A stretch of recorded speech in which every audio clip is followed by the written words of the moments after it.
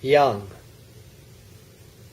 Listening to We Are Young by Fun, rocking my wireless ME electronic AirFi AF32 headphones and my Griffin armor-protected iPad on the M train from Times Square to work singing, "Tonight we are young, so let's set the world on fire." Realizing we are not young. We are actually older than our subway stop, 42nd Street, and a few stops past that. We are a 54-year-old gay man, and the last fire set in our world was the one set by your drunk Yeti roommate in your apartment, which nearly burned you and the aforementioned hairy pituitary case to cinders. Not being young doesn't bother me like it does others. For me, being young was just an exercise in collecting scars. When I was young, I cut my penis in a toilet training tragedy that I thankfully repressed, receiving the first stitches of my young life.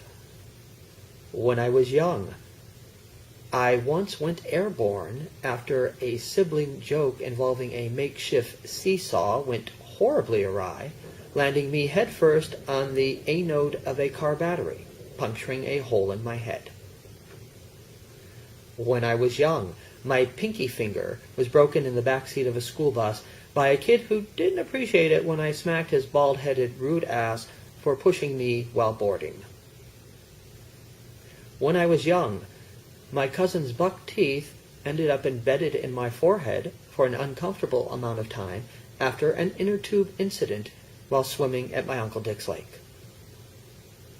When I was young, my collarbone once became separated from the place it needs to be in order not to cause intense, searing pain after beating the neighborhood BMX bike jump distance record. My mother didn't believe it was broken and decided to prove it by throwing up my arms and wrestling the long-sleeve turtleneck shirt I was wearing over my twisting, trembling, twitching torso.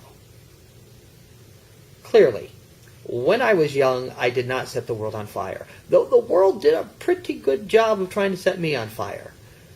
Now that I'm older, I am better at putting out fires, even ones started by alcoholic Sasquatch roommates.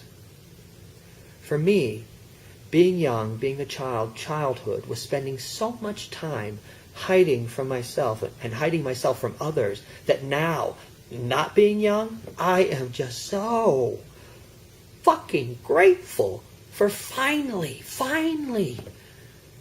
being comfortable in my own skin. There's a lot to be said for that. Listening to Everything I Do Gonna Be Funky by Lee Dorsey, rocking the same headphones and the same iPad on the M train from Times Square to home, singing "Everything I Do Gonna Be Funky from now on." And totally agreeing.